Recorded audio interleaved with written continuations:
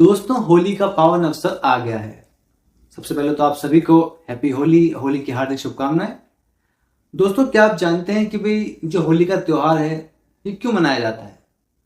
होली का दहन के पीछे क्या वजह है, या फिर ये जो रंगों से खेलना है ये कब शुरू हुआ? दोस्तों, आज इसी बारे में आइए बात करते हैं।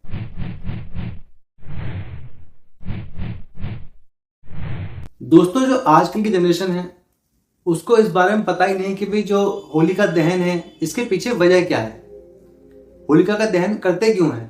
तो दोस्तों, आज से कई साल पहले की बात है, साल क्या सदियों पहले की बात है, प्राचीन काल की बात है। एक राजा हुआ करते थे हिरण्यकशिपु। तो हिरण्यकशिपु ने तपस्या करके भगवान ब्रह्मा से वरदान लिया था कि भाई उनकी जो मृत्यु है ना वो किस किस के हाथों नहीं होगी, यानी कि कोई जीव जंतु नहीं मार पाएगा, कोई इंसान या कोई भगवान नहीं मार पाएगा, है ना उनकी मृत्यु दिन में होगी ना रात में होगी, ना किसी शस्त्र से उनकी मृत्यु होगी। इस तरह का वरदान उन्होंने लिया हुआ था। उसके बाद उन्हीं के पुत्र प्रहलाद का जन्म हुआ। दोस्तों, जो हिरण्यकशिपु था ना उसे लगता था कि भाई अब मुझे कोई मार सकता नहीं है, तो अब मैं ही भगवान हूं, अब लोग मुझे ही पूजें, मेरी ही पूजा करें। लेकिन उसी का पुत्र जो प्रहलाद था वो भगवान विष्णु का बहुत बड़ा भक्त था। वह उन्हीं को पूजता था, उन्हीं की पूजा किया करता था। ये सब उसके पिता हिरण्यकशिपु को बिल्कुल भी पसंद नहीं था कि भाई वो चाहता था कि वो लोग उसे भगवान समझें, उसे पूजें, और उसका खुद का पुत्र भगवान विष्णु का भक्त है। ऐसे में स्वयं प्रहलाद के पिता हिरण्यकशिपु ने प्रहलाद को मरवाने की कई बार कई तरह से साजिश की, लेकिन हर बार भगवान विष्णु के आशीर्वाद से प्रहलाद को कुछ नहीं हुआ। तो ऐसे ही एक बार हिरण्यकशिपु की एक बहन थी जिसका नाम था होलिका।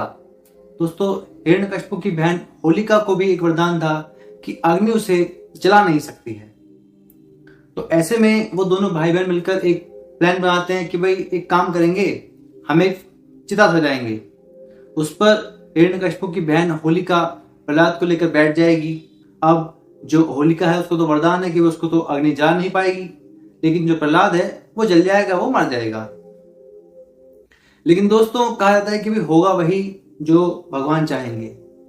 होता क्या है, जब वो चिता जलती है उसमें जो होलिका होती है वो जल जाती है, लेकिन दूसरी तरफ जो प्रहलाद है भगवान विष्णु के आशीर्वाद से प्रहलाद को कुछ नहीं होता है। दोस्तों, तभी से ये जो होलिका दहन का प्रकरण है ये शुरू हुआ, क्योंकि ऐसे में क्या पता लगा कि भाई बुराई पर अच्छाई की जीत हुई।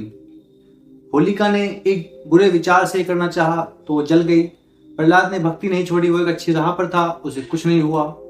तभी से लोग होलिका दहन करते हैं, अपनी सारी बुराइयां, अपने गंदे विचार, अपने जो भी नेगेटिविटी है वो सब उस होलिका में जला देते हैं, भस्म कर देते हैं, और पॉजिटिविटी को अपनाते हैं, अच्छी राहों को अपनाते हैं।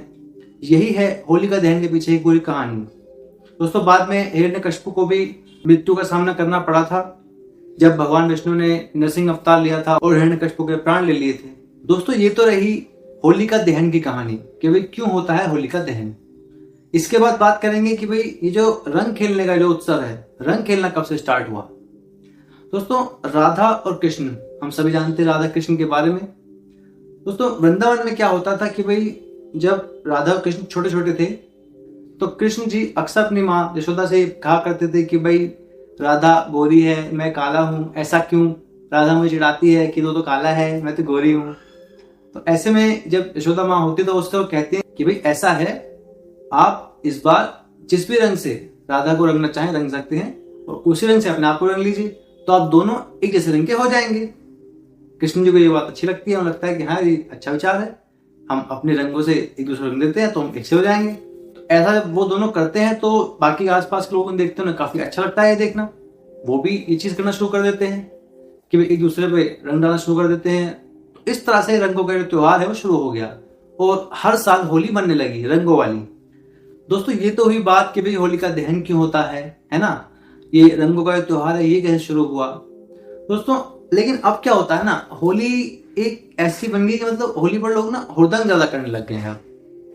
होली तो भाई एक अच्छा त्योहार है, मिलनसार त्योहार है, रंगों का त्योहार है ना, गिले शिकवे भूल जाने का त्योहार है, बीती बातों को भुला देने का त्योहार है, जीवन में आगे बढ़ने का, एक दूसरे को माफ कर देने का त्योहार है। लेकिन लोगों ने एक अलग ही विचार पता नहीं कहां से मन में पाल लिया है कि भाई होली है तो भाई खूब नशा करना है ना, उल्टी सीधी हरकतें करनी है, या फिर मतलब कई बार तो गंदी होली खेलना शुरू कर देना है, मतलब गोबर कीचड़ नाले में, ये सब सही नहीं है। होली ये नहीं है ना। होली रंगों का त्योहार है, खाने पीने का त्योहार है। आप गुंजिया गुंजिया खाइए बढ़िया सी, है ना, घर में बनाइए। घर में आजकल पकौड़ियाँ बनती हैं, कोई पकवान बनते हैं, मिष्ठान बनते हैं, वो आप खाइए, उसका मजा लीजिए, रंगों से खेलिए, है ना, पिचकारियों से पानी भरकर खेलिए, कोई दिक्कत नहीं है, उसमें पूरा मजा लीजिए, ठीक है। लेकिन ये सब मत कीजिए, अच्छा नहीं लगता है, खराब लगता है। दूसरा बात, भाई पानी की आई ही है तो भाई थोड़ा सा आप ध्यान रखिए कि यार पानी ना इतना ज्यादा वेस्ट ना हो कि भाई ऐसा लगे कि भाई यार बहुत ज्यादा हो गया। मैं नहीं कह रहा पानी का इस्तेमाल मत कीजिए, आप इस्तेमाल कीजिए, जितना पर्याप्त जरूरत है उतना जरूर कीजिए, आप अच्छे से होली खेलिए, कोई दिक्कत नहीं। ये नहीं कि भाई अपना पानी चल रहा है, पाइप से लगातार पानी चल रहा है, बह रहा है, कोई नहीं है, या लगातार बाल्टी दर बाल्टी आप बिखेर रहे हैं, वो थोड़ा अच्छा नहीं लगता है ना। कि भाई पिचकारी में भरिए, अच्छे से खेलिए, कोई दिक्कत नहीं, गुब्बारों में भरिए, अच्छे से खेलिए, लेकिन वो ये कि थोड़ा ध्यान रखिए। गुब्बारों को भी मैं एक बात और कहूंगा, भी चलते फिरते लोगों को गुब्बार मत फेंकिए। कई बार लोग अपनी बाइक्स पर होते हैं, साइकिल पर होते हैं, एकदम से गुब्बार लगता है, बैलेंस बिगड़ जाता है, लोगों के एक्सीडेंट वगैरह हो जाते हैं इस चक्कर में, तो भाई वो मत कीजिए, है ना। देखो अच्छी होली रखो, सबके लिए होली मंगलमय हो, सुखमय हो, ऐसा करना चाहिए। ये ना हो कि भाई किसी के लिए होली दुखदाई बन जाए और सोचे यार मेरी तो होली बेकार ही आई, ऐसा ना होना। थोड़ा ध्यान रखिए इस चीज का। दोस्तों आज के इन्हीं विचारों के साथ अब आपसे विदा लेते हैं। एक बार फिर से आप सभी को हैप्पी होली।